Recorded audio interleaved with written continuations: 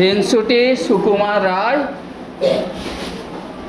এক ছিল দুষ্টু মেয়ে, সে কেমন বেজায় হিংসুটে আর ঝগড়াটি।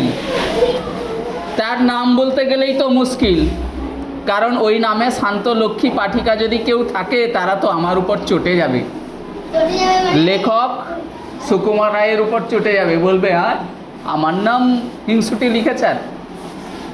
সেই জন্য লেখক আর তার নাম বললেন না। হিংসুটির দিদি বড় লক্ষ্মী মেয়ে, যেমন কাজে কর্মে তেমন লেখাপড়ায়। হিংসুটির বয়স 7 বছর হয়ে গেল। তাহলে হিংসুটির বয়স কত হলো? এখনো তার প্রথম ভাগই শেষ হলো না। আর তার দিদি তার চাইতে মোটে 1 বছরের বড়। সে এখন বোধোদয় আর ছেলেদের রামায়ণ পড়ে ফেলেছে। ইংরেজি ফার্স্ট বুক তার কবে শেষ হয়ে গেছে। হিংসুটি কিনা সবাইকে হিংসে করে, সে তো দিদিকেও হিংসে করত। দিদি স্কুলে যায়, প্রাইজ পায়, হিংসুটি খালি বকুনি খায় আর শাস্তি পায়। তাহলে হিংসুটির খাস কাজ হলো হিংসে করা। দিদি যেবার ছবির বই প্রাইজ পেল আর হিংসুটি কিচ্ছু পেলে না, তখন যদি তার অভিমান দেখতে, সে সারাটা দিন ফুঁপিয়ে ফুঁপিয়ে গাল ফুলিয়ে ঠোঁট বাঁকিয়ে বসে রইল, কারো সঙ্গে কথাই বলল না। তারপর রাত্রিবেলায় দিদির অমন সুন্দর বইখানাকে কালি ঢেলে মলাট ছেড়ে কাদায় ফেলে নষ্ট করে দিল। কোন বইটাকে? যেটা তার দিদি পেয়েছিল প্রাইজ। এমন দুষ্টু হিংসুটি মেয়ে। হিংসুটির মামা এসেছেন, তিনি মিঠাই এনে 2 বোনকে আদর করে খেতে দিয়েছেন। হিংসুটি খানিকক্ষণ তার দিদির খাবারের দিকে তাকিয়ে তাকিয়ে ভ্যাঁ করে কেঁদে উঠল। মামা ব্যস্ত হয়ে বললেন, কি রে, কি হলো, জিভে কামড় লাগলো নাকি? হিংসুটির মুখে আর কথা নেই, সে কেবল কাঁদছে, ভ্যাঁ ভ্যাঁ।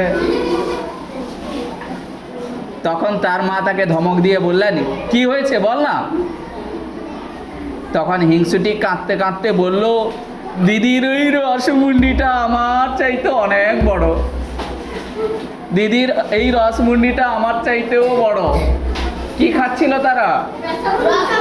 হ্যাঁ, রসমুন্ডি খাচ্ছিল। আর সে বলছে দিদির রসমুন্ডিটা বড়।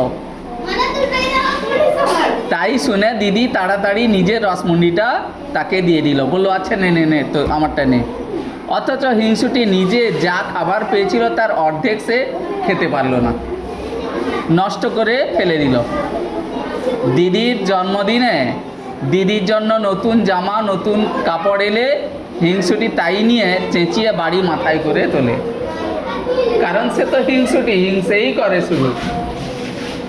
একদিন হঠাৎ হিংসুটি তার মায়ের আলমারি খুলে দেখে কি লাল জামা গায়ে, লাল জুতো পায়ে, টুকটুকে রাঙা পুতুল বাক্সের মধ্যে শুয়ে আছে।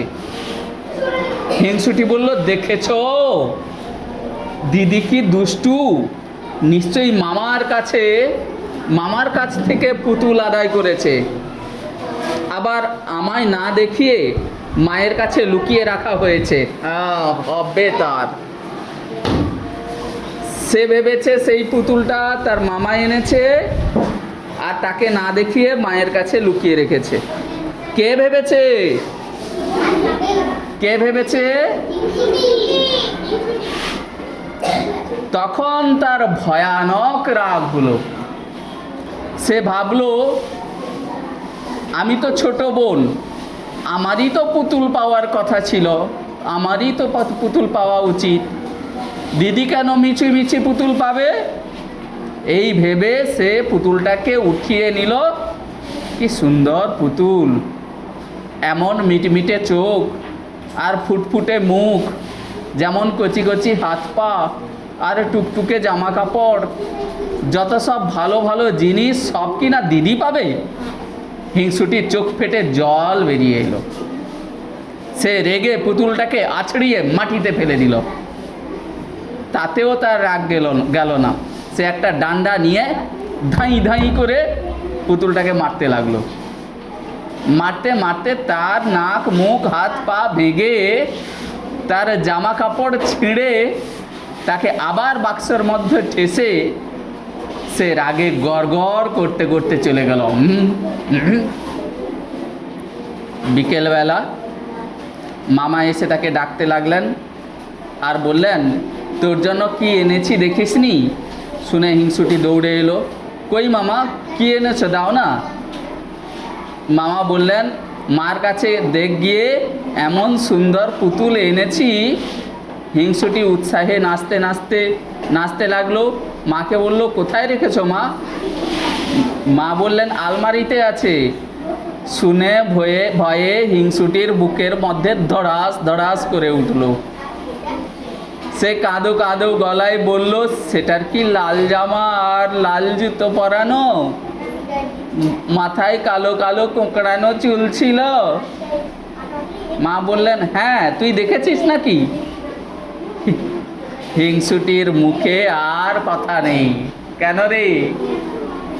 সে তো সেইটাকেই মারছিল।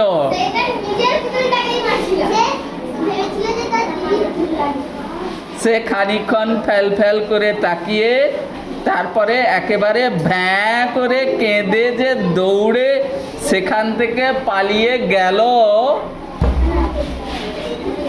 এরপরে যদি তার হিংসে আর দুষ্টুমি না কমে, তবে আর কবে কমবে?